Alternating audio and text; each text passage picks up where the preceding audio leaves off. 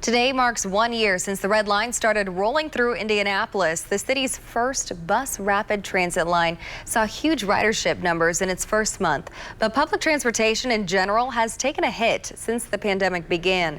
WRTV's Cameron Riddle caught a bus with IndyGo's president and CEO, who shared some of the lessons learned from the Red Line and the latest ridership numbers. Indianapolis has grown and changed in its 200 years, but the Red Line kicked off the city's first mass transit overhaul in decades. And if you look at our routes the way they were 40 years ago, IndyGo hasn't changed, but the city has been constantly evolving, and that's why that redesign is so important, to be able to rematch the services to where the people are. Adding a new transit system to an established city turns what seems like simple changes into headaches.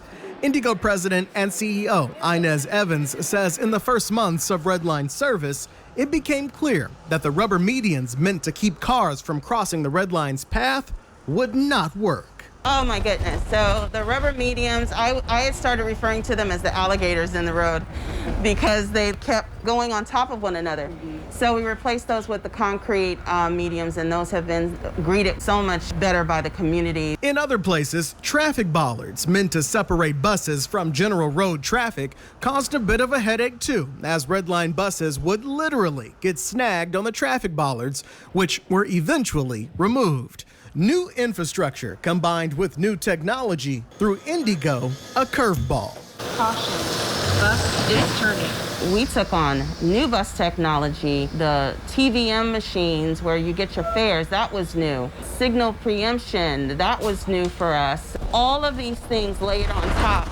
Nothing worked exactly as it was supposed to on day one, and some things we're still working through. Evans has led transit agencies in a number of big American cities. She says IndyGo has presented the most challenges, and none were bigger than opening a bus line months before a global pandemic. After its first month of service almost 1 year ago, ridership was at 246,369 passengers. That declined in the winter to 139,000 passengers in January. But before IndyGo could figure out if that drop was because of cold weather, coronavirus struck. Red Line ridership dropped to 93,000 in March and 51,000 in May. But Evans is encouraged by a 21% increase in Red Line riders between June and July. Ridership is coming back. It's not where it was on opening day, but we are seeing our system coming back, even with the COVID pandemic happening. And I will say that our transit numbers are ahead of the curve in the return of our ridership than other transit systems nationwide. After surviving growing pains, IndyGo is now looking ahead to the purple and blue lines after a year of feedback and lessons learned from the Red Line. Pre-COVID, we had companies just calling us and saying, we love the Red Line, it's a great service. If you look at the landscape of what's already happening along Purple and along Blue Line, improvements to the community are already starting to show. That is a component of BRT being promised to come down those streets. In Indianapolis, Cameron Riddle, WRTV.